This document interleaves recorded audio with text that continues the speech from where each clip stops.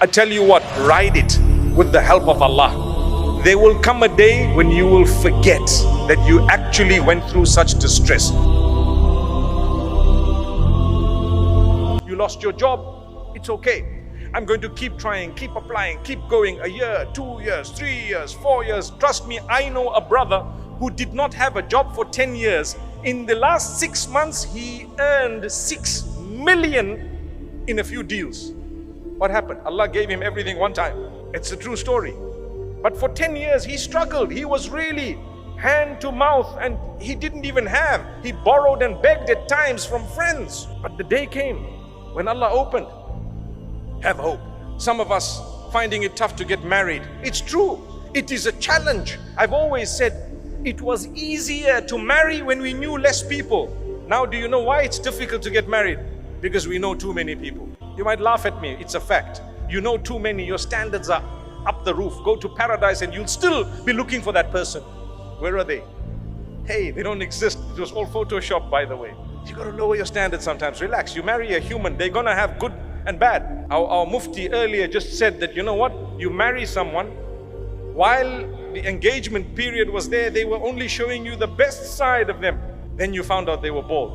La hawla wa la quwwata. It's okay, no, that's just an example. But then you found some of their characteristics that were really terrible. Allah wants you to help them through that. For as long as it's not something absolutely unacceptable, I'm not at all promoting that you live with someone who's abusing you completely and doing something terribly wrong. But I am saying, you know what? They won't be some ideal human that's actually perfect, because there's no perfection. I have flaws, you have flaws, we all have flaws. So that's what will happen. You're finding it difficult to get married? There will come a day, on condition that you keep trying and you connect with Allah and you don't worry about how old you are. People say, so rude, so rude, so rude. You're past your sell-by date. I mean, do I look like a box of drink or something? You're past your sell-by date. How could you say that to someone? How dare you say that?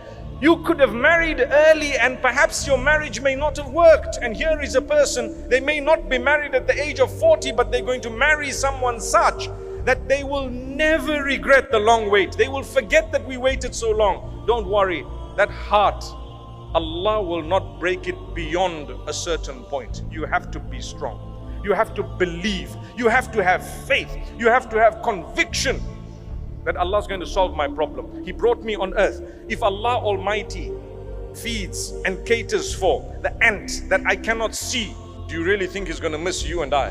He missed me, but He got the ant under my feet. It's impossible. He has your back. Allah knows you exist. He knows you personally. And He knows everyone personally. He knows your problems, your difficulties, your hardships. He knows everything. But He plans things only that He wants to see if you come closer to Him or if you go away. So therefore, notice how some people, when they get a lot, they turn away from Allah. And others, when they get a lot, they turn towards Allah. And some people, when they lose everything, they turn towards Allah. And others, when they lose everything, they turn away from Allah. There is nothing uniform. It just depends on you. That is why when we talk of the hearts, what did I say at the beginning here? I said the only one who can cure your heart is the Maker. Allahumma ya muqallibal qulub, thabbit qulubana ala dinik. Oh Allah, who turns the hearts, turn our hearts towards your obedience and towards what pleases you, towards the faith that you've chosen. What does that prove? It proves that our hearts are in the hands of Allah.